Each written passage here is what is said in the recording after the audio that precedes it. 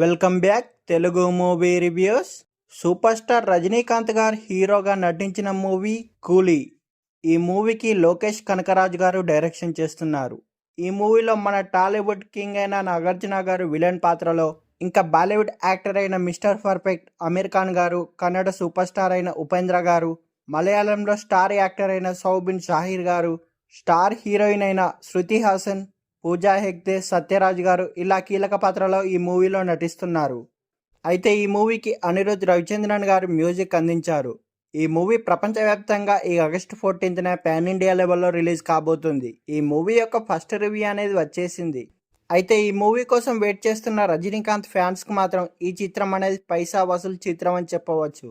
ఈ మూవీ యొక్క run time వచ్చేసి 2 hours 50 minutes దాకా ఉందట.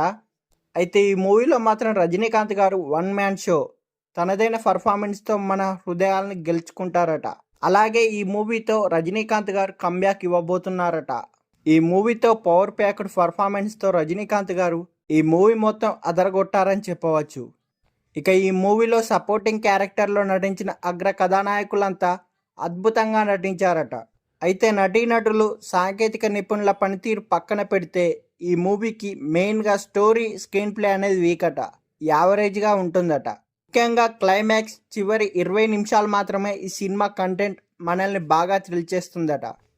ఏది ఏమైతే ఏముందిలే, మనకు లోకేష్ కనకరాజు గారి టేకింగ్ మీద నమ్మకం ఉంది. ఆయన సినిమా అంటే ఓ రేంజ్ ఉంటుంది. అలాగే ఈ సినిమాపై ఎక్స్పెక్టేషన్స్ ఎక్కువగా పెట్టుకోకుండా చూస్తే మాత్రం మనం ఆ అంచనాలను అందుకోవచ్చు. ఈ మూవీని థియేటర్లో ఎంతమంది చూస్తున్నారో కింద కామెంట్ సెక్షన్లో కామెంట్ చేయగలరని మనవి. మా ఛానల్ యొక్క కంటెంట్ కనుక నచ్చినట్లయితే సబ్స్క్రైబ్ చేసుకోగలరని మనవి.